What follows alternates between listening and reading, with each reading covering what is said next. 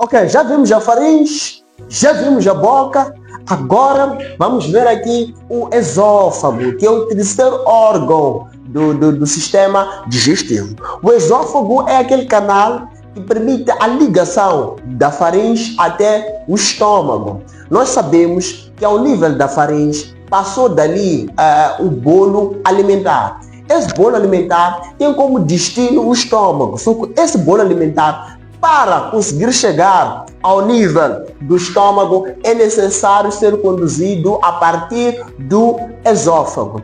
No esôfago, como esse bolo alimentar é conduzido? Esse bolo alimentar é conduzido a partir de um tipo de digestão mecânica que nós chamamos de peristalse, ou podemos chamar de peristaltismo, ou ainda podemos chamar de movimentos peristálticos, que são movimentos ondulatórios que têm como objetivo levar o bolo alimentar até ao nível do estômago. Ok? A função do esôfago, condução do bolo alimentar da faringe até o estômago, a partir de movimentos peristálticos. Depois temos aqui o estômago.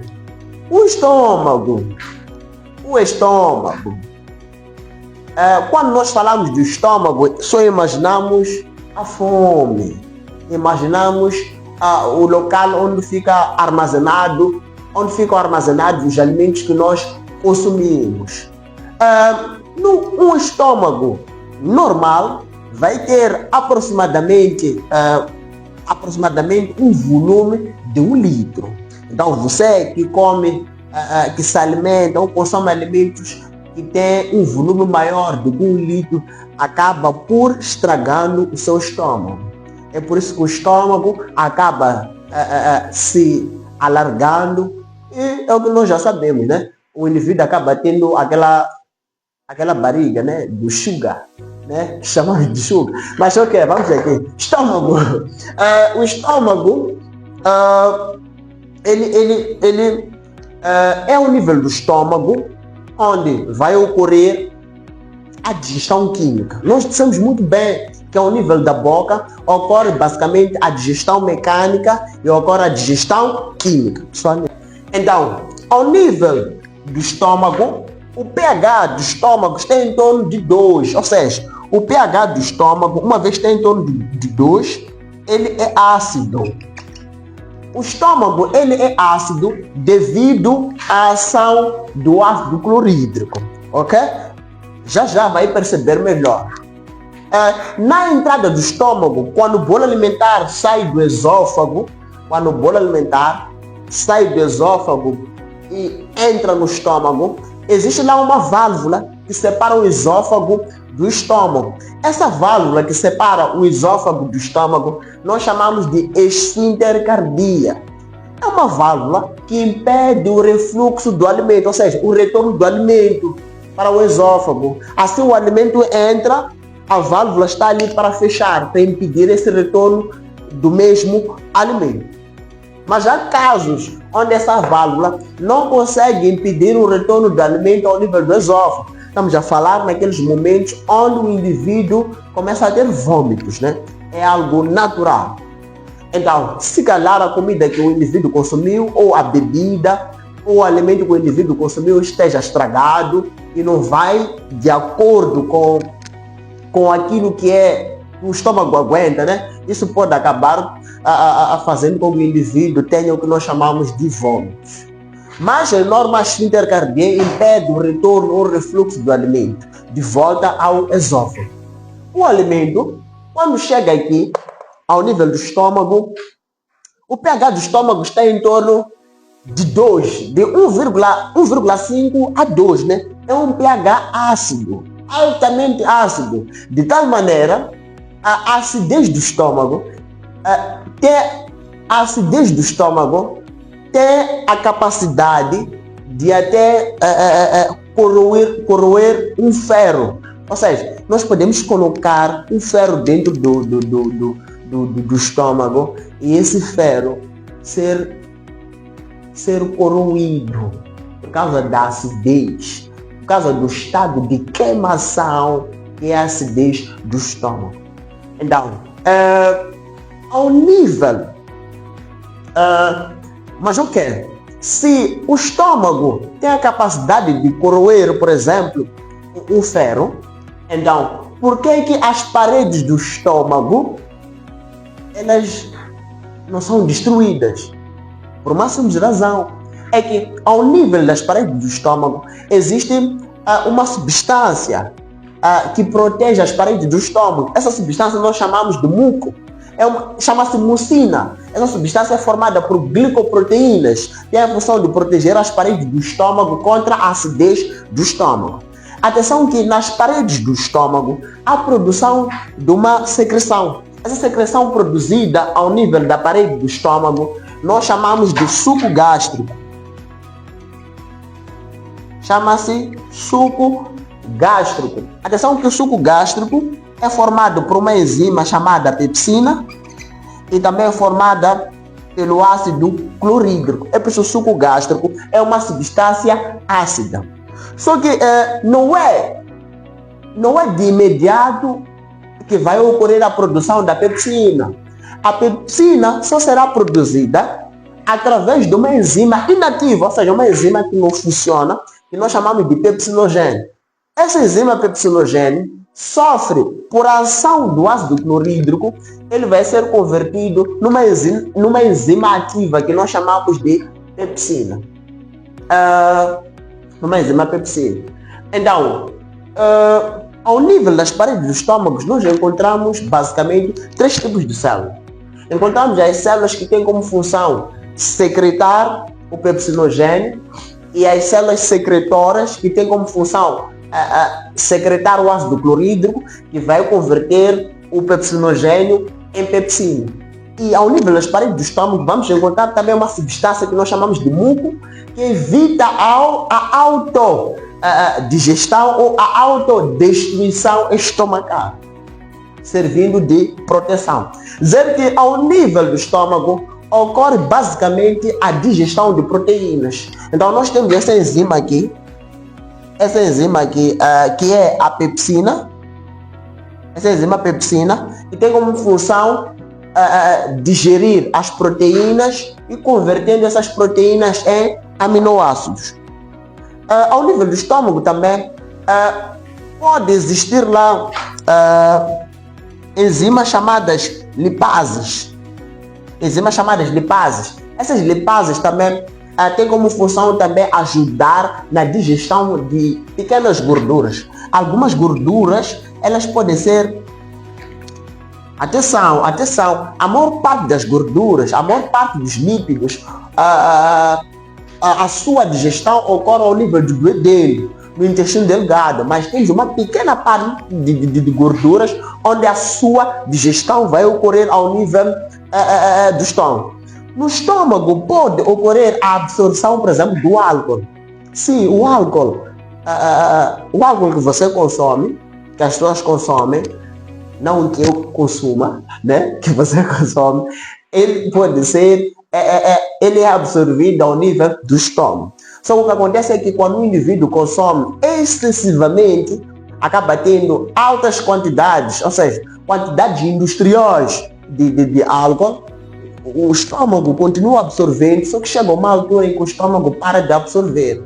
É nesse momento onde você dá aquele gole mortal, onde imediatamente você tira tudo, lança tudo, né? Daí a explicação daquelas pessoas que quando consomem bebidas alcoólicas, depois lançam de volta. É porque no seu organismo existem altas quantidades de álcool. É uma forma de proteção do organismo. Então o estômago nos protege de uma certa forma. Então quando um indivíduo começa a ter vômitos, lança as bebidas alcoólicas consumidas que existem em maior quantidade, o organismo está a proteger o indivíduo de ser intoxicado. Ok? Estamos juntos, né? Ok. Se está a gostar, não se esqueça de comentar, de colocar um like, de sugerir a próxima aula aí. Não se esqueça que as inscrições aqui no CPE estão abertas para a temporada 2025. Não se esqueça de vir ter a preparação com os melhores professores de diversas disciplinas lecionadas nessa instituição.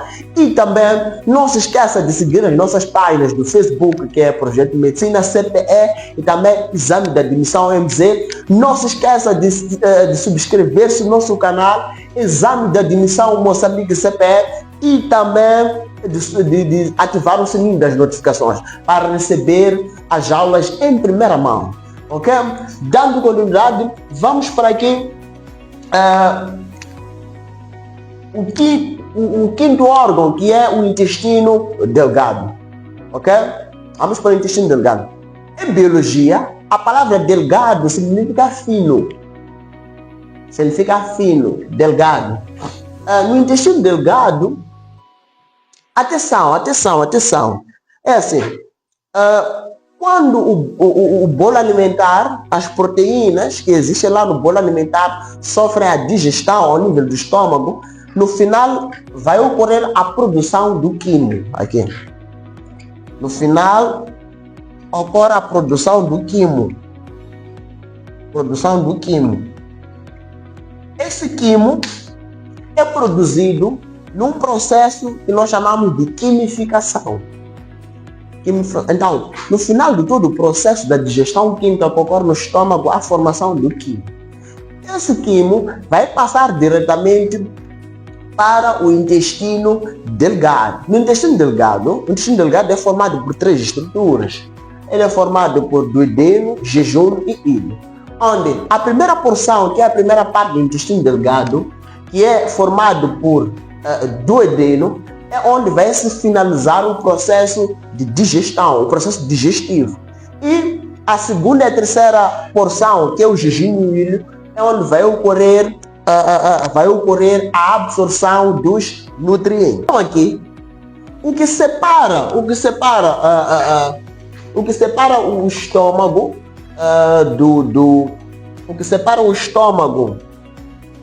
do intestino delgado vai ser uma válvula que também tem como função impedir o refluxo do quimo para o estômago. Essa válvula nós chamamos de esfíncter pyloro. Repara que o que separa o esôfago do estômago é uma válvula que nós chamamos de esfíncter cardíaco. Já o que separa o estômago do intestino delgado é uma válvula que nós chamamos de esfíncter pyloro. Bem ao lado do estômago nós temos uma estrutura, uma outra glândula anexa ou uma outra glândula acessória que nós chamamos de fígado. No fígado nós encontramos uma bolsa, que nós chamamos de encontramos uma bolsa, né? Que nós chamamos de vesícula biliar. Essa bolsa, essa vesícula biliar, tem como função armazenar uma secreção que nós chamamos de bile. Você chama de bilis, né? Nós chamamos de bile. Então, temos aqui a bile, que é armazenada dentro da vesícula biliar. Basicamente, aqui nós podemos dizer, aqui vão atuar ao nível do intestino delgado, ao nível do duodeno, que é onde vai se finalizar o processo da digestão química. Aqui vão atuar 2 tipos de secreções. Uma secreção que provém ou vem de uma glândula anexa que nós chamamos de pâncreas, e também uma outra secreção que é produzida pelas paredes do intestino delgado, que nós chamamos de suco entérico. Então aqui intervém 2 secreções, suco pancreático e também uma outra secreção que vai intervir, está aqui, chama-se suco entérico. Atenção que o suco entérico é produzido no duodeno, no intestino delgado, enquanto o suco pancreático é produzido ao nível do pâncreas. Atenção que dissemos muito bem que o pH do quimo está em torno de 2, é um pH ácido.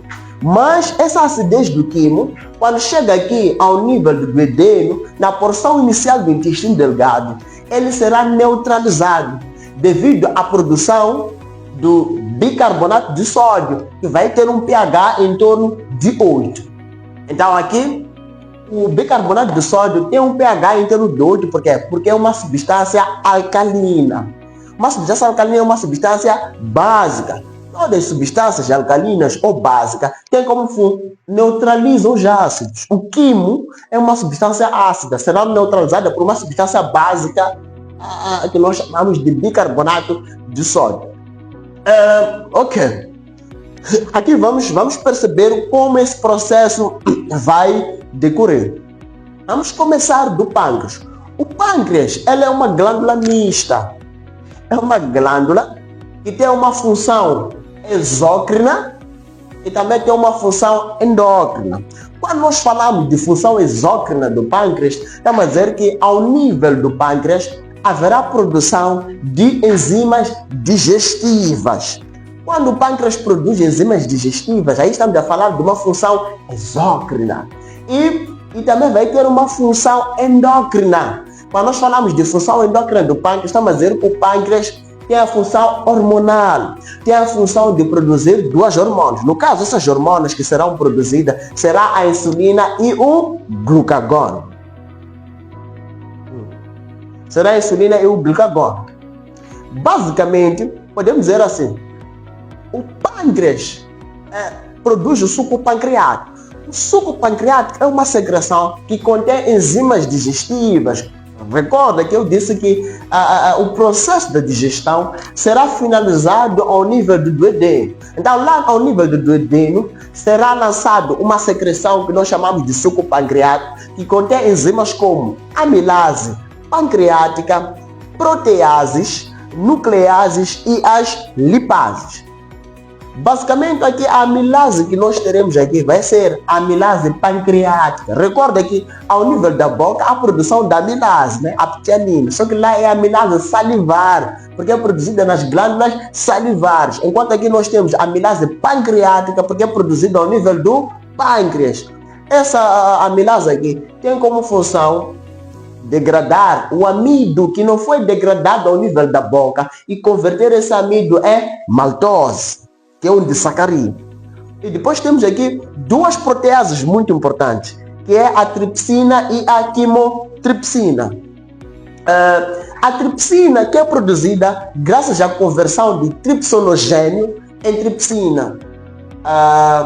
Então, essas duas proteases são duas enzimas que têm como função degradar proteínas, ou seja, transformar as proteínas em aminoácidos. Essas proteínas nós teremos tripsina e quimotripsina. Então não se esqueça, tripsina e quimotripsina são duas enzimas que têm como função digerir proteínas e converter em aminoácidos. Atenção que a tripsina e a quimotripsina operam num pH igual a 8. E depois temos as nucleases. Um dos nutrientes que o nosso organismo necessita de obter em grandes quantidades são os ácidos nucleicos. Existem basicamente dois tipos de ácidos nucleicos. Existe o que nós chamamos de DNA e RNA. Tanto DNA ou RNA são macromoléculas que precisam de ser digeridas e convertidas em micromoléculas para formar o que nós chamamos de nucleotídeos. Então, as nucleases é que serão responsáveis por degradar o DNA e RNA em nucleotídeos. Depois temos aqui as lipases. As lipases, graças à produção dessa secreção que nós chamamos de bilis, né? As lipases têm como função degradar as gorduras e converter essas gorduras em ácidos graxos e glicerol. Só que o processo de degradação das gorduras a partir das lipases não é tão fácil assim. Daí que há uma necessidade do fígado produzir a bilis, ou seja, a bilis vai ser uma secreção que vai funcionar como um detergente. Tem como função emulsionar a digestão de gordura. Atenção, a bilis não degrada gorduras. A bilis não degrada lípidos. A bilis simplesmente facilita as enzimas que nós chamamos de lipases a degradarem as gorduras, a degradarem os lípidos. É por isso que a bilis aqui funciona como uma substância que é emulsificante. Tem como função emulsionar a digestão de gorduras. Então, E não só operam ao nível do duodeno enzimas que são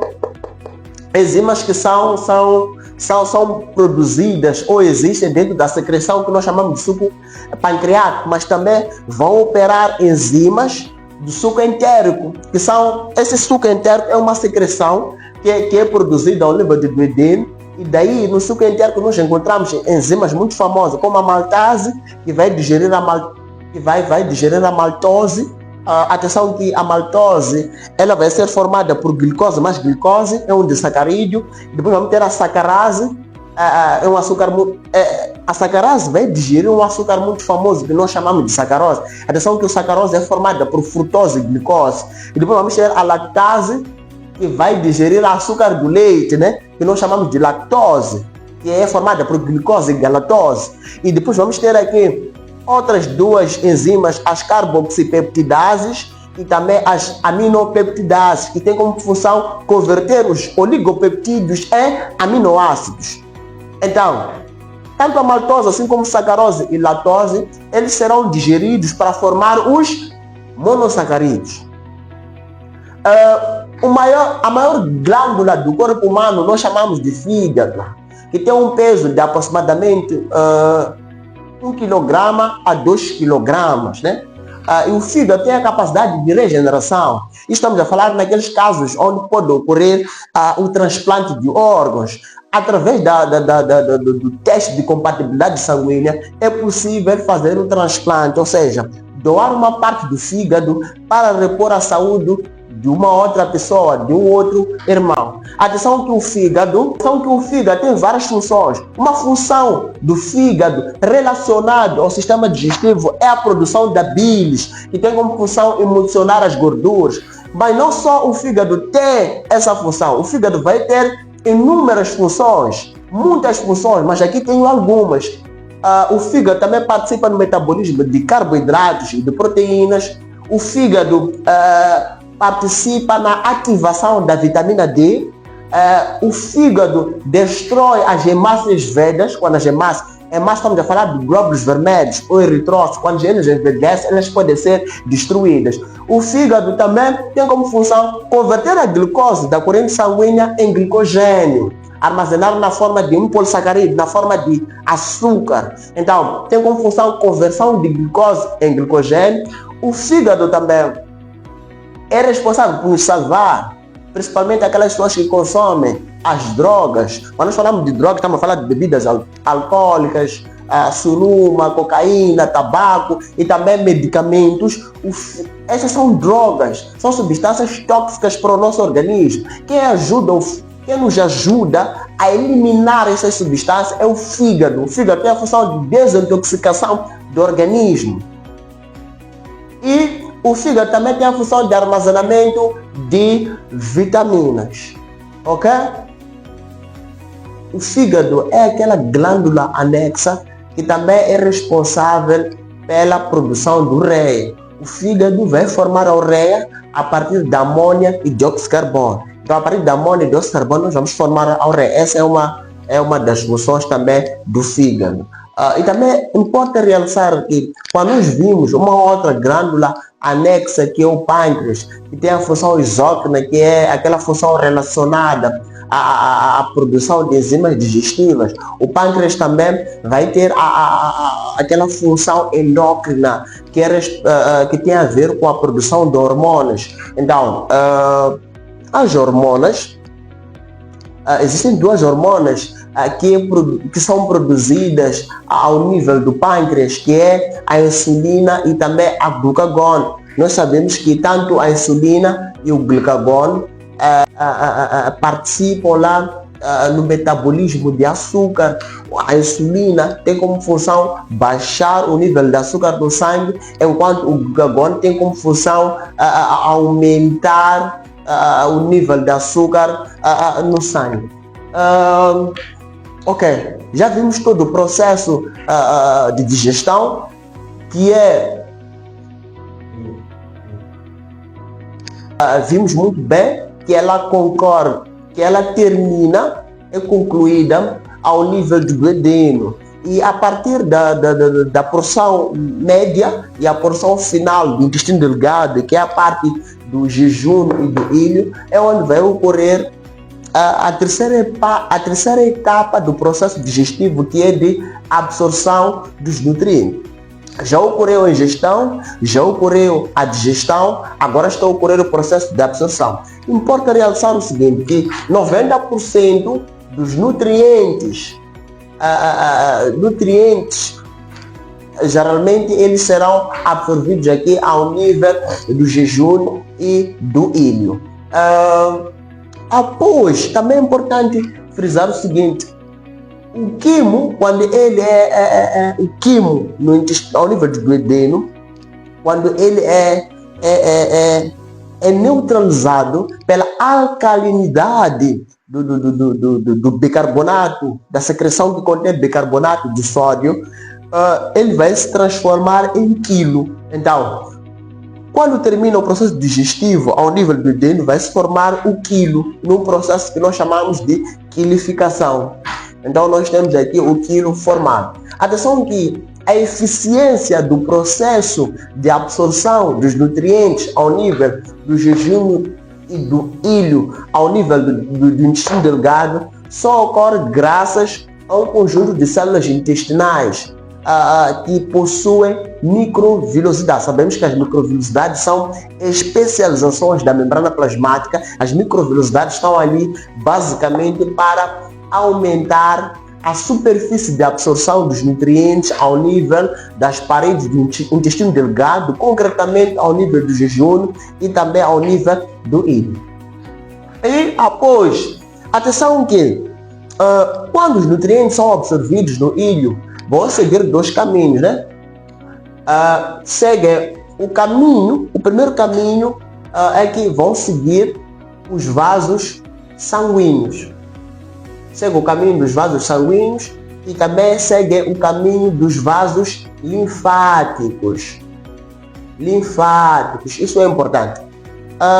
Quais são os nutrientes que seguem o caminho dos vasos sanguíneos? Todos, exceto os lípidos e a água. Atenção que uma parte da água vai seguir o caminho dos vasos sanguíneos. No caso, estamos a falar de monossacarídeos, nucleotídeos, estamos a falar de aminoácidos, estamos a falar de glicose. Vão seguir o caminho dos vasos sanguíneos diretamente até onde? O fígado. Atenção que o fígado vai fazer aquela vistoria, aquele check-in, né? Daquelas substâncias para perceber se tem substâncias tóxicas que são inúteis ou podem ser prejudiciais ao organismo. E depois de lá, de ocorrer essa vistoria, verificar se aqueles nutrientes são saudáveis, são úteis para o nosso organismo, é que são distribuídos para todos os tecidos e também para todas as células do nosso corpo. E os vasos, os lípidos e uma parte da água, atenção que uma parte da água segue o caminho dos vasos sanguíneos, mas outra parte da água vai seguir o caminho dos vasos linfáticos, assim como os lípidos, mas no final vão desembocar no mesmo local, que é o nível do fígado. E depois do fígado ocorre a distribuição desses nutrientes por todo o organismo, por todo o corpo. Depois vamos para o sexto órgão do sistema digestivo, que é o famoso intestino grosso. É um intestino mais alargado, né? Grosso. No intestino grosso, basicamente ali ocorre o quê? A absorção de água e de sais minerais. Vai ocorrer a produção de vitaminas como vitamina K, vitamina B12 e também da tiamina e da riboflavina. Atenção que e também vai ocorrer a formação de fezes. Atenção que ao nível do intestino grosso existe lá uma flora intestinal formada por bactérias. Essas bactérias são chamadas de microbiota intestinal. Essas bactérias têm como função proteger o intestino contra as bactérias patogênicas, aquelas bactérias que são capazes de provocar doenças para o nosso organismo. E essas bactérias também são importantes porque ajudam na formação de fezes, ajudam também na formação da vitamina K, vitamina B12, a tiamina e também a riboflavina. dizer que ao nível do intestino grosso, quando o quilo é formado no intestino delgado, quando ele passa para o intestino grosso, deve passar por uma válvula que separa o intestino delgado e separa o intestino grosso. Essa válvula que separa o intestino delgado e o intestino grosso, nós chamamos de válvula iliocecal. É uma válvula que separa a parte final do intestino delgado, que é o ilho, e a parte inicial do intestino grosso, que é o seco. Então, por isso chama-se válvula iliocecal. Ilho seco, né? Então, o quilo entra exatamente no intestino grosso. Atenção que o seco, também é conhecido como apêndice secal, na espécie humana não tem uma função clara, já conhecida. É daqueles órgãos que nós temos no nosso organismo e os cientistas ainda não sabem qual é a sua função. Mas nós sabemos que em alguns animais herbívoros, como o coelho, o seco tem a função lá, participa em processos digestivos, ajuda muito na digestão para esses animais. Mas também temos o apêndice vermiforme aqui, que tem a função de armazenamento e maturação de linfócitos. Atenção que os linfócitos são os leucócitos, são os glóbulos brancos, são células de defesa, que nos ajudam a eliminar agentes patogênicos. E dizer que depois vamos ter um outro órgão, né? Uma outra estrutura que faz parte do intestino grosso é o reto. Vocês já ouviram falar do reto? É no reto onde ocorre o armazenamento das fezes. Quando as fezes são formadas,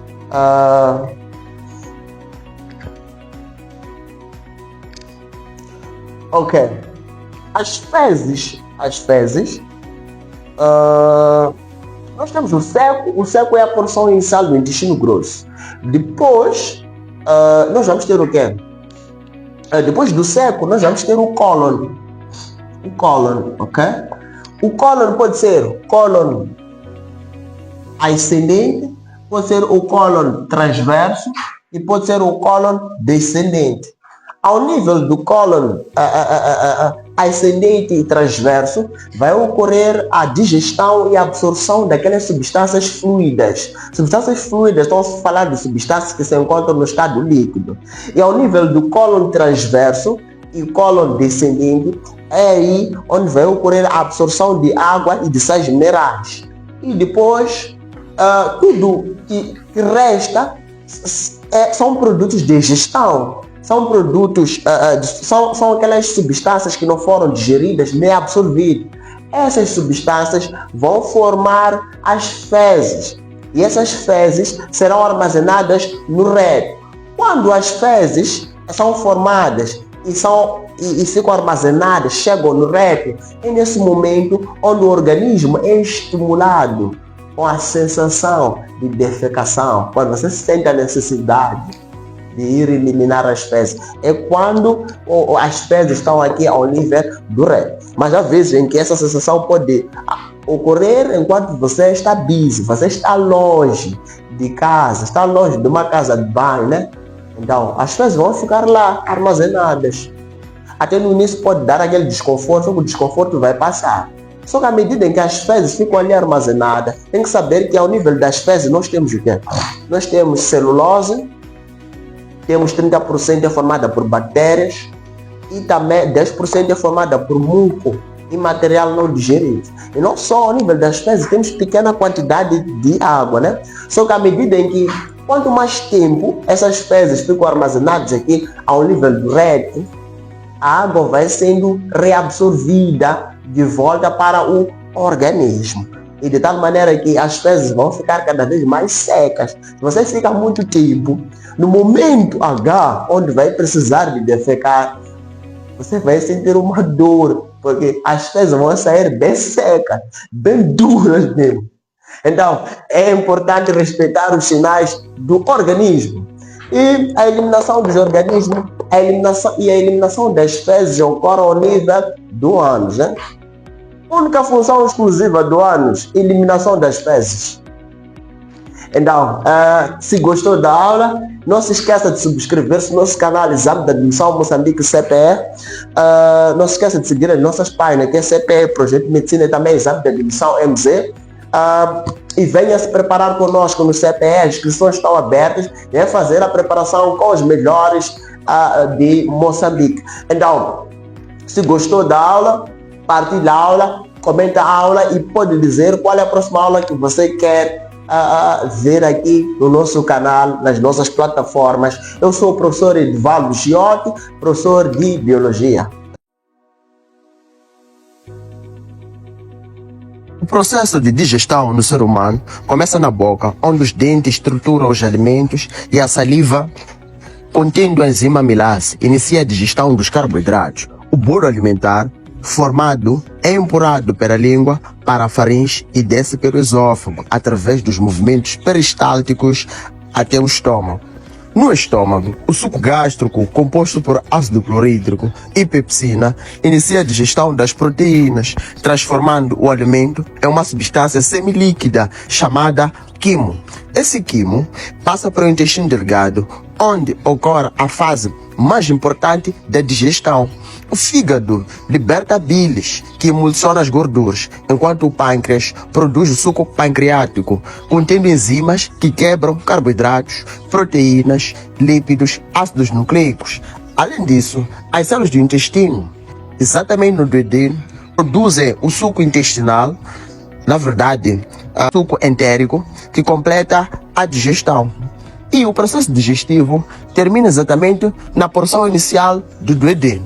Os nutrientes resultantes são então absorvidos pelas velocidades intestinais, exatamente no jejum e no ilho, que é a porção mediana e final do intestino delgado, e transportados pelo sangue para as células do corpo.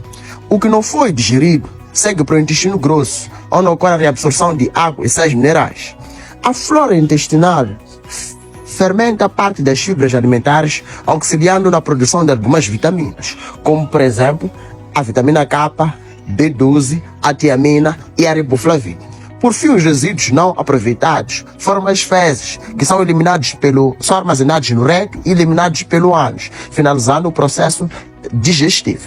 A digestão é essencial para transformar os alimentos em energia e nutrientes necessários para o funcionamento do corpo. Estamos localizados no bairro de Intaca, Primeira Rotunda, bairro 25 de Junho, Rua da Mesquita, e bairro da Liberdade, Rua da Escola Secundária, Maputo e Matola. Ligue para o número 84 44 07 421 ou 87 94 07 421. CPE, Centro de Preparação para Exames de Admissão. Nossa missão: preparar os estudantes para os exames de admissão ao ensino superior e técnico, com foco em garantir o seu sucesso.